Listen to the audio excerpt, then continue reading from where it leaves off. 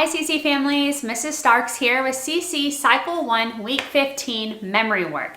Now, this video can be for tutors or parents, but I want you to stay tuned until the very end because I have an incredible resource that I'm going to share with you that is going to make teaching this week at home extra awesome. Okay, so stay tuned. Let's jump into our memory work starting with math. This week we're learning about metric measurements.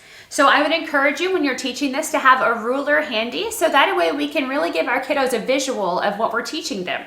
So the first metric measurement that we're learning is that 10 millimeters equals 1 centimeter. So you can show them on the ruler the centimeter line, and you can teach them that the smaller lines in between each centimeter are the millimeters, and they can count those and see that 10 millimeters in fact does equal a centimeter. Moving on to 100 centimeters equals 1 meter. Okay, 100 centimeters equals a meter. We love Latin in CC, right? We love Latin in classical education. So teach your kiddos that root word cent, coming from centum, means 100. So that will help them when they're learning the word century, 100 years. When they're learning that 100 cents are in a dollar, right? So teach them that root word. And last but not least, we're learning that there are 1,000 meters in a kilometer. Again, a Latin root word, kilo, meaning thousand or thousandth. So teach them again that kilo is always going to mean something to 1,000. So how I'm going to teach this after we go over the basics is I'm going to start really quiet, okay? So 10 millimeters is 1 centimeter, and I'm going to get louder each time I go up with a bigger number, okay? So 100 centimeters is 1 meter. 1,000 meters is 1 kilometer. So I'm going to get louder and bigger each time, and we're going to go over that several times to help it sink in. Moving on to English. This week, our helping verbs. Do, does, did, right? That's just fun to say, but you can mix it up by having your kids come up with some funny voices to say it. Give your students or even your children at home an opportunity to come up with some funny ways to say this. Maybe they like a baby voice. Maybe they like a race car voice, which is as fast as you can say it. Let your kids give you some input. Maybe they like a cowboy voice. Okay, so come up with 6 ways that you can say it. And then I got this giant dice just from the Dollar Tree. Have your students roll it. Whatever number it lands on is the voice that you can say your 3 helping verbs in. It's a fun way to mix it up. Moving on to history. Our history sentence this week is all about Prince Henry of Portugal. I will show you the moves to that song now, but if you would like to see the video and hear the song with the moves, then I encourage you to check out my history video for this week as well, week 15. Okay, but here we go. So tell me about Prince Henry of Portugal. So Prince Henry doing a P and doing the sign for royalty. So from shoulder down to hip. Prince Henry of Portugal founded a school of navigation. His work advanced, so we're moving forward, his work advanced European exploration and trade, including the slave trade. So there are some moves that will help you to teach this sentence to your students this week. Okay, moving on to geography, the Middle East, some very important places for our students to learn. And in order to help them memorize these important places, we're going to set this to the tune of the Addams Family. Okay, and again, there is a full video that I did focusing specifically on this geography song if you would like to see that as well. But for now, we'll go over this one time to the tune of the Addams Family. So here we go. Middle East, Middle East, Middle East, Middle East, Middle East. The Sinai Peninsula, Israel and Cairo, the Suez Canal, and the Gaza Strip. Middle East, Middle East, Middle East, Middle East, Middle East. Okay, so a fun, catchy song to help you memorize that. And just for fun, as I was going over this with my own kiddos this week, they were like, what is the Addams Family? So we actually stayed up one night, popped some popcorn, and watched an episode of the Addams Family from the 60s just for nostalgic purposes. It was super fun, and now the kids think it's even more cool to sing our geography song. So maybe something you might want to try. Okay, let's jump into Latin. So these Latin declensions are not sounds that we typically make in our vernacular. So in order to help them be pronounced more clearly and properly, I created a chart with common word pictures that our students are definitely going to know how to say to help them memorize how to pronounce these first declension noun endings. Okay, so let's look at this. First picture is up. So it's the as in up. So I. This is as in I don't know. So and like you're going to the dentist and having to open your mouth wide. Okay, so I.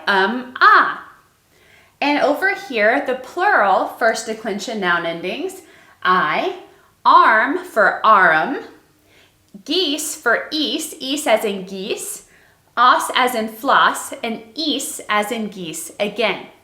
And if you find this chart to be helpful, then I will actually give you a link in the description of this video where you can print off your own copy of this chart to help you out. All right, in science this week, we are learning about the 7 summits, right? The highest mountain peak on each of the 7 continents. Now, there are some really challenging words in here, so let's just read through them one time. Okay, so we have Everest in Asia, Aconcagua in South America, Denali in North America, Kilimanjaro in Africa, Elbrus in Europe, Kosciuszko in Australia, and Vincent Massif or Vincent Massif in Antarctica. Both of those pronunciations are used. So for me and my family this week, what we did is we actually used Homeschool Helper's video on science because he sets it to a really fun soundtrack and my kids were able to just say them over and over again. So that is what we did this week to memorize our 7 peaks. Okay, let's go to timeline. So timeline this week is starting with Japan's isolation. So here are the hand motions for that. Japan. Now in the classroom and with my own kiddos at home, I did this more around my waist, but since you can't see my waist, I will show you here. Japan, it's sort of that banana shape. That is the island of Japan shape. Japan's isolation. So what we're doing is to teach my kiddos the meaning of the word isolation. It's like being to yourself, giving everyone else the cold shoulder. So that's what we're doing. Japan's isolation. Next, we have Jamestown and Plymouth colonies founded. So in ASL, American Sign Language, the symbol for cities or towns is this. Okay, so Jamestown and Plymouth colonies, and then we're going to do founded. Okay, Age of Enlightenment. Age of Enlightenment. Okay, Hudson's Bay Company. We're just going to sign an H, B, and C for Hudson's Bay Company. So here, sign language H, Hudson's Bay Company. Okay, First Great Awakening. So in ASL, first is this. So first Great Awakening. Oh, waking up, stretching, have fun with it. Next, classical period of the arts. So very rigid, very structured, classical period of the arts. And we're just taking our paintbrush and painting something beautiful in the air.